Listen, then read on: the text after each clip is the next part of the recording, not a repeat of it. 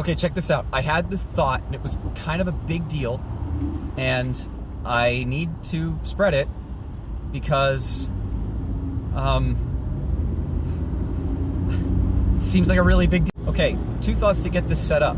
First thought, I like to think of every human being all gathered together as like the collective human body. Like if I like to look at our entire human species and conceptualize all of us together. Like if you put us all in a box, you say, here's all the humans, that's the collective human body. That's how I like to think of it. And I like to think of it that way because the parallel to our own individual human body is so strong. Every individual person is like our individual cells in our human body. They're still human cells. They're still human beings, but they end up having different jobs, different functions. And it's the way that they're shaped. They're made of the same basic building blocks as each other, and they all start off as stem cells. We all start off as fetuses, and we're all humans. But we end up having different configurations, different genetic codes, different environments, whatever, and therefore we have different form factors. We look different, we're shaped different, we have different physical strengths and weaknesses, but our minds are different too, our environments are different too, and our genes and everything, so we'll have different skill sets, talents, experiences, etc. And so we all have different roles to fill, just like the cells in our body all have different roles to fill. And that's what I see as the future, is we eventually will get to a point where we will stop seeing ourselves as separate groups of humans and instead start to really see ourselves as one unified collective human body. And I think we'll fix a lot of our issues when we start seriously doing it. Second thing, in psychology, you'll hear a concept people will talk about where they bring attention to your mental voice. Now, apparently this is a little controversial because people do think differently. What a shock. Some people, when they think thoughts, they picture things, they imagine things. They imagine the visuals of their thoughts. Some people will hear a voice in their head. They'll actually hear a voice speaking as if it was speaking out loud, but in your head. And a lot of people have both. I have both. But I always have a mental voice going a lot of the time. A lot of the time. And people will point out, okay, so those thoughts are being done by your brain, right? That voice in your head, that mental voice, that's done in your brain. But then people will put you to the challenge, and I might freak some of you people out. When your mental voice is chattering off, or you're picturing things in your head, who's observing that?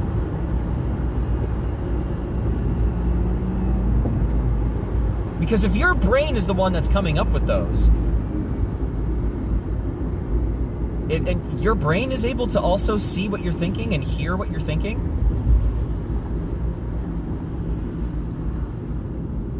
I would argue that part of us that's observing, the I think, therefore I am, I guess, it's even beyond that. It's who's paying attention to that? Who's observing that?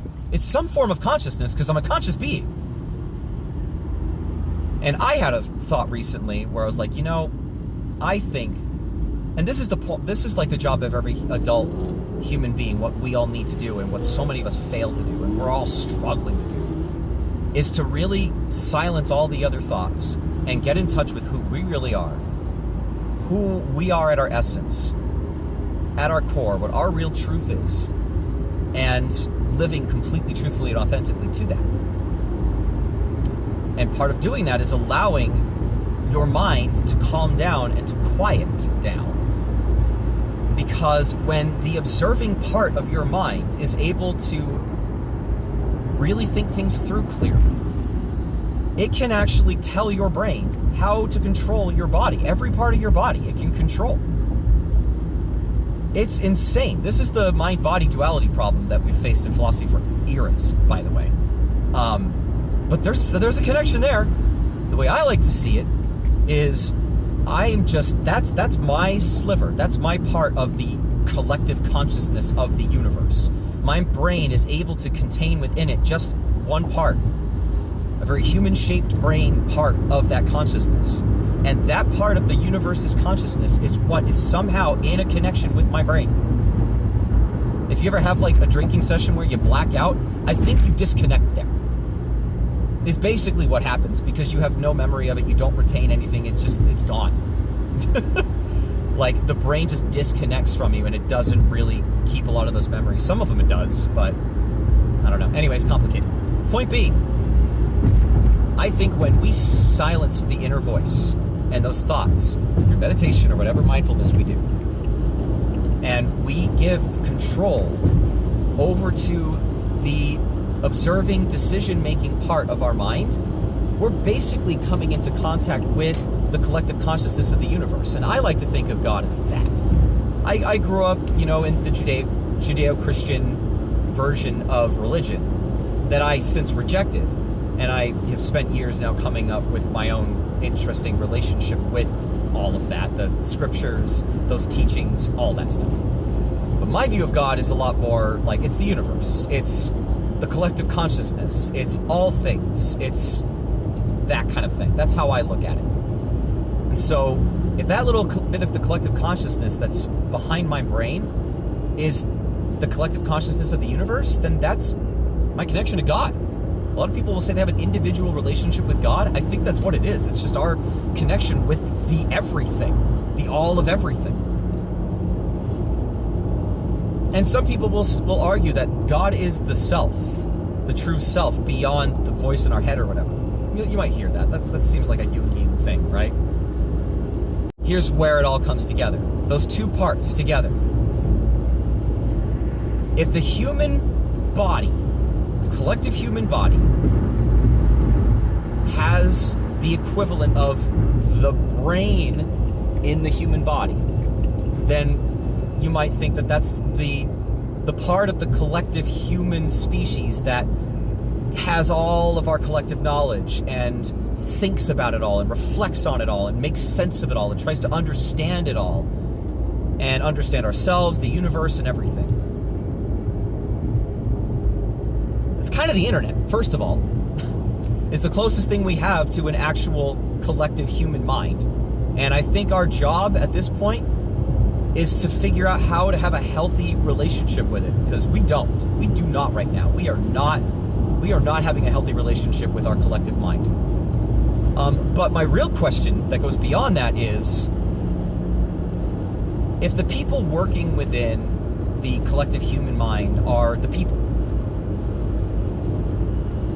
then what's behind the collective voice? What's the observer to the collective human mind? Isn't that God?